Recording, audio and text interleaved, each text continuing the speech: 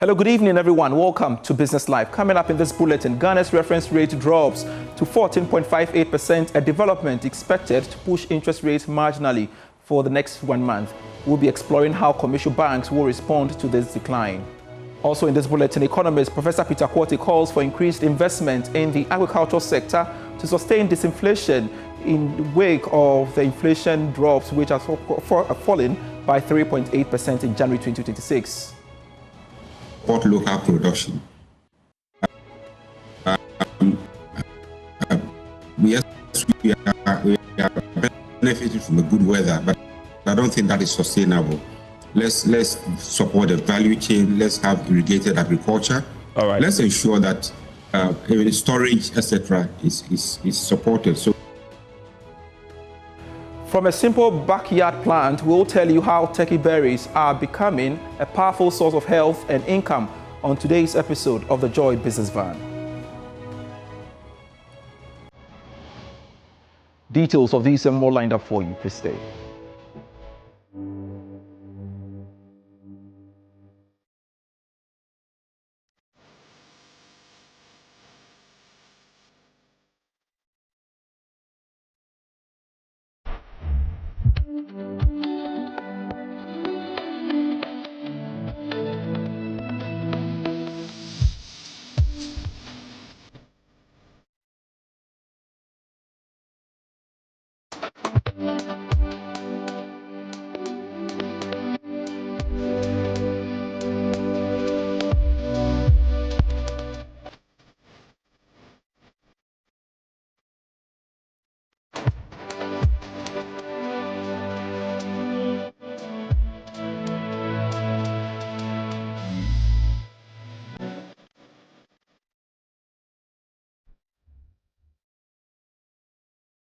Grateful for your company, and look now at our stories.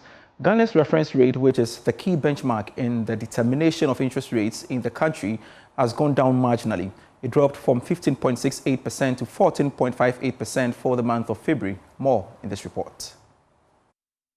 The decline can be said to have been influenced by improvement in key indicators used in calculating the Ghana reference rate, including the monetary policy rate, which has been cut by a significant margin by the Bank of Ghana to 15.5%. Other factors include the Treasury bill rate ending January and the interbank market rate used by commercial banks over the past month. The drop can be described as a 1.1% decline from the previous month. However, some market watchers say the recent cut in the policy rate played a significant role in the revision. In terms of impact, individuals and businesses that negotiated their loans with commercial banks at a variable rate could witness some marginal reduction in borrowing costs. Additionally, those looking to secure loans from commercial banks within next month may also benefit from slight reductions. However, customers who negotiated their loans at fixed rate may not experience any reduction in the cost of servicing their facilities. The cut comes at a time when banks have been accused of not doing enough to reduce interest rates in line with policy rate cut over the past year. Some businesses, on the other hand, argue that they are still struggling to access credit despite these developments. Let's bring in the Ghana Association of Banks. The Chief Executive, John Iwa, joins us via Zoom for us to have a conversation. Thank you so much, John, for making time to speak to us here on Business Live. What really went into the Ghana reference rate review? Yeah, thank you very much. As eloquently been explained by your reporter, we all were witnesses to the last announcement of the reduction in the policy rate from 18% to 15.5%. So that was a key driver of the downward revision of the Ghana reference rate. The other key variables that go into determining the Ghana reference rate did not really record significant variation. We had the Treasury 91-day Treasury bill just inching up marginally, increasing just a little, less than, I believe, 0.1%, and was compensated or cancelled out by a slight reduction in the interbank rate. So the three rates playing together then gives us the new Ghana reference rate, which 14.58%. 1.58 as has been announced. Really? All right. So for you, do you think that the 1.1% cut in the rate is enough, looking at the recent developments in the economy?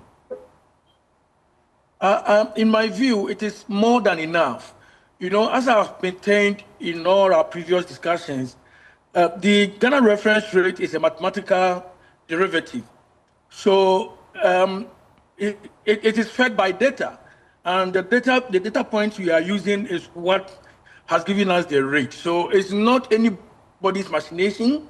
It is just a mathematical calculation of a 40% weighting on policy rate, 40% weighting on the 91-day benchmark, and 20% weighting on interbank, which is then adjusted for by the cash reserve requirement and cash in branches. So it's nothing philosophical or that is left to anybody's imagination. And when the calculation comes out, it is subjected to validation by a committee that quickly takes a look at it and confirms that per their own calculation, they also arrived at the same rate. So it cannot be that maybe Ghana Association of Banks is sitting somewhere and throwing any rate on the Ghana reference rate. No, it's a derivative. I appreciate that. But really, how do you respond to concerns that, well, banks have not adequately passed on previous policy rate cuts to borrowers? You know, it's very difficult to win that argument because the data doesn't speak to that conclusion. The data from lending rate, if you trend it from January or February of last year, we were talking upwards of 35%. Now we are talking about, you know, sub 20. In a lot of the instances, depending on your risk profile, banks are lending under 20%. So I'm not sure where that conclusion of banks not passing on the reduction, where it's coming from. Just take the benchmark, which is the Ghana reference rate. January last year, it was 29.72. Now the Ghana reference rate, which is the baseline rate of the banking industry in terms of lending reference, is now reduced from 29.72 to 14.58. So I don't see where the argument lies in the commentary around banks not passing on the full force of the reduction that we have recorded. That's fair. Speaking, for you, again, we are fully compensated for that. All right. So how will commercial banks respond to this decline we are learning, and when is it likely to happen?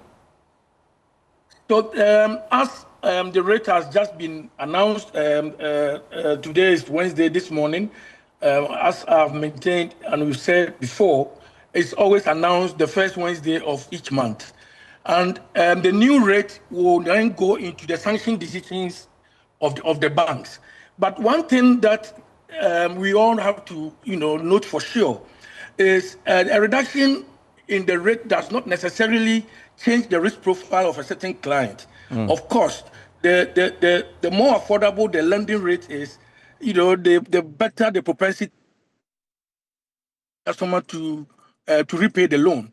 But it doesn't change the overall risk profile of that customer. So to the extent that the credit environment is still a bit shaky, you may not see the risk premium reducing significantly for the full force of the benefit to transmit into the new lending rate. But realistically, when are we likely to see the rate reflect when you go to borrow? From today, if you go to your bank today, the reference rate the bank is going to add the risk premium to is the new Ghana reference rate, and that should give you a reduced rate. And if you have an existing loan that you signed a variable loan contract with your bank, at the next repricing, which depending on your loan contract, it's definitely stated in there. The next repricing, you will find the full force of the new reference rate in that loan. But so, as we say every time, if you sign on to a fixed rate loan, you don't get the benefit. In the same way, if the rates are going up and you have signed a fixed rate loan, you also reap the other side of the benefit. Very well. Before you part company with us, we are learning that inflation has dropped to 3.8%, and we want to assess the impact on cost of credit going forward. What do you think? Yeah, so that cost of credit will definitely feed through the next meeting of the Monetary Policy Committee. It is the inflationary pressures as assessed by the Monetary Policy Committee that will feed the new rate that we've seen, the 3.8, into the policy decisions that they make at the next meeting, which is coming in 2 months. So let's all be on the standby and keep watching and see between now and then whether we record another reduction in inflation, or even if it stays at 3.8, the kind of assessment and evaluation the Monetary Policy Committee will give to that reduction. Johnny Wa, thank you so much for your time. He is the Chief Executive Officer of the Ghana Association of Banks. Now, inflation rate for the month of January slowed significantly to 3.8% from the 5.4% posted in December last year. And this marks the 13th consecutive decline and the lowest rate since the rebasing of prices in 2021. Speaking at a news conference here in Accra, government statistician Dr. Alhassan Idrisu highlighted the role of food prices in inflation reaching these record levels. More in this report. The data represents a significant drop from the 23.5% recorded in January 2025 and a further decline from the 5.4% inflation rate in December 2025. On a month-on-month basis, inflation stood at 0.2%, indicating only a marginal increase in the general price level between December and January. The data tell a very clear story. Inflation has fallen sharply and consistently over the year. Price pressures are easing across most components of the CPI. While challenges remain, particularly in some regions and food categories, the overall trend is positive. This creates space for planning, confidence, and recovery. In summary, in terms of numbers, we are talking about January 2026 recording an inflation rate of 3.8%. Both food and non-food inflation eased during the period. Food inflation declined to 3.9%, while non-food inflation also slowed to 3.9%, although non-food prices rose slightly on a month-on-month basis. Inflation for locally produced items fell to 2%, compared with 4.3% for imported goods, pointing to continued cost pressures linked to import. Food inflation at 3.9%, non-food inflation at 3.9% as well. Goods inflation at 3.6%, services inflation at 4%. Inflation for locally produced items at 4.5%. However, regional disparities persist. The Northeast region recorded the highest inflation at 11.2%, while the Savannah region posted the lowest at 2.6%.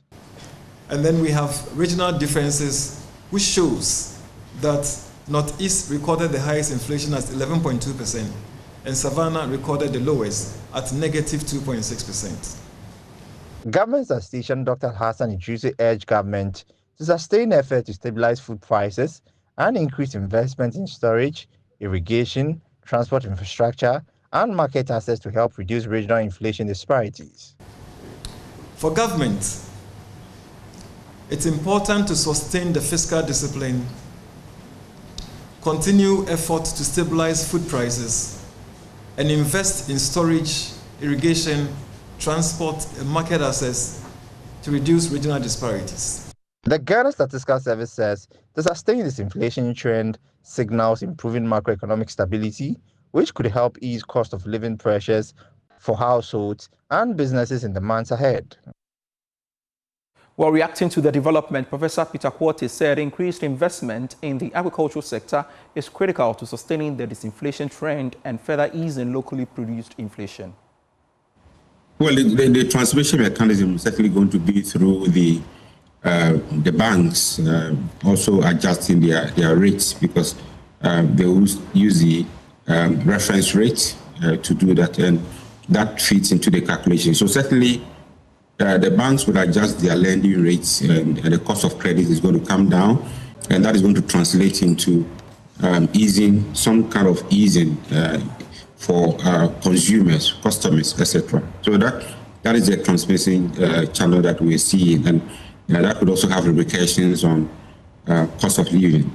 Clearly, I mean, I like the way the data is aggregated, so it tells you what to do as a government. if we are importing inflation, then it means that, which is slightly higher than the price of locally produced goods, then the obvious policy choice is to continue to support local production. Yes, we are benefiting from the good weather, but I don't think that is sustainable. Let's support the value chain. Let's have irrigated agriculture. All right. Let's ensure that storage, etc., is supported so we can continue to enjoy stable food prices. This is still Business Life. We have more for you after this break. Hello again. Welcome back to Business Life. You may have them growing in your backyard and never thought twice about them. But for Bright and Millicent Adoboy, turkey berries turned out to be one of the new kind of gold. Today, on the Joy Business Van, we continue the story of Achiever Foods Limited as the couple shares how these tiny berries are saving lives and creating livelihoods for farmers. Turkey berry, a type of spiny, flowery shrub that produces large clusters of yellow-green, pea-sized berries, is used for a variety of culinary, horticultural, and medicinal purposes. Turkey berries boost the body's immunity from common ailments like cold, cough, and the flu. They also help lower blood pressure, keep cardiovascular diseases away, and can help kidney function. It is this discovery that has changed the lives of Bright and Millicent Adoboy, co-founders of Achiever Foods Limited.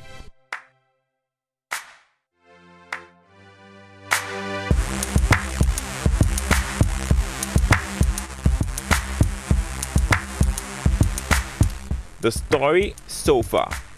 In 2016, Millicent almost died due to iron deficiency anemia. Doctors struggled to treat her. Then turkey berries were suggested to her as remedy. The turkey berries worked, and when Millicent got back to her feet, she and her husband decided to invest in making products from turkey berries to help others in similar situation.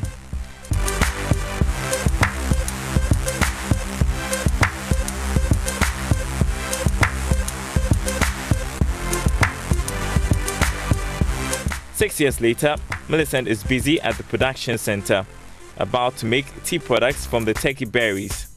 The business, which started from her kitchen, has now moved to a bigger place. The berries, which is sourced from the eastern region, mainly go through the process of de-stemming. They're crushed and then dried. When husband and wife made their first products, it was difficult to sell. In the beginning, we're having a lot of difficulty penetrating to the markets with this innovation. Even though the products are good, they are very healthy, and people who take it give us a lot of very good feedbacks. Still, people are still skeptical. They think it's the imported products that will do well. So we've had a lot of rejections from the shops. I remember visiting some pharmacy shops, introducing the product to them, and some of the ladies will just look into your face and say, you know what, we don't believe in your products, and you go disappointed, but we kept at it. Then the COVID-19 pandemic hit. The period saw a boost in the patronage of organic foods. Achiever Foods product, Deliha, started getting noticed. We saw a lot of people now placing orders for the product. But the breakthrough moment, which I can remember, is some testimonies that started coming from our consumers. For instance, Achimota Hospital, we're doing some business with them, and we will visit their maternity ward and their diabetic clinic and speak to their patients. And that happened after a negotiation with the authorities at the hospital, when they realized that our product was very good and they could use it to manage the health of some of their patients. It got even better with the Alliance for Green Revolution Africa, AGRA, recognizing the impact Achiever Foods Deliha made on pregnant women. In 2021, Deliha was adjudged the fastest growing nutritional brand at the Ghana Agriculture and Agro-Processing Awards. On the global stage, Startup Istanbul named Achiever Foods products among one of the 100 innovations in the world.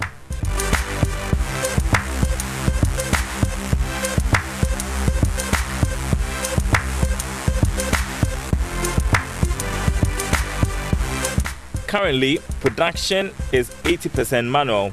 They're able to do over 1,200 tea packs and about 800 powdered juices in a month. Now, Achiever Foods is working towards automating production. We know we can do more when there are machines, semi-automated machines coming on board. The production team is really doing a great job, and we believe that as we grow, we are going to employ and create more jobs and also boost the economy in which we find ourselves, especially our country. Products made from turkey berries include the Deliha ginger, mint, turmeric, and slim teas. The couple is looking forward to more investments to scale up production. Bright and Millicent draw on each other's strength. They say that has largely contributed to the success of the business. It hasn't been easy, you know, but then I realized one thing about both of us. We are focus-driven people. When we want to achieve a goal, we call ourselves achievers. We go all out and we do it. It's been an amazing experience so far, and like she said, I think one thing that keeps us going is the fact that we are both industrious, and once a task is given to us, we make sure we fulfill that task. So we are focus-minded, and we make sure whatever project we start, we achieve that. The couple wants to capture the African market too. Africa alone has 570 million people declared anemic by WHO. So that is a huge number there which we can reach out to, and that's just on one product or two product lines. What about the other product lines which deals with diabetic patients, deals with pregnant women and all that? So we are open for getting to the African market. And the way to do it is our strategy of increasing our capacity in production. The interest generated in turkey berries is providing farmers, especially women smallholder farmers, with a source of livelihood. We are impact driven. So far, we have been able to work with over 40 women smallholder farmers. And in the future, we want to work with over 1,000 of them, because we believe that whatever we are doing here must impact communities and societies. Bright and Millicent believe it is achievable. After all, and before we part company, cocoa prices are under renewed pressure due to weakening global demand. My colleague Winston Taki examines what this decline means for the cocoa sector and its wider impact on the economy in the following report. Global cocoa prices have fallen sharply at the start of 2026, raising fresh concerns over Ghana's export earnings and rural incomes. As at January 22nd, cocoa futures in both New York and London are trading at a multi-year lows, weighed down by weakening global demand for chocolate, particularly in Europe and parts of Asia. For Ghana, the world's second largest cocoa producer, the price decline comes at a sensitive time, with cocoa remaining a major source of foreign exchange and government revenue. Lower prices could narrow export receipts and complicate fiscal planning, despite ongoing effort to stabilize the economy. Industry data show a sharp slowdown in cocoa grinders in key consuming markets, signaling softer demand even as favorable weather conditions in West Africa point to improved harvest prospects this season. While stronger output may support supply, analysts warn that prolonged demand weaknesses and rising inventories could continue to cap prices, exposing farmers to income pressures and increasing volatility in Ghana's cocoa sector through 2026. And that's it for Business Life. I am Pius Kojobaka, grateful serving you.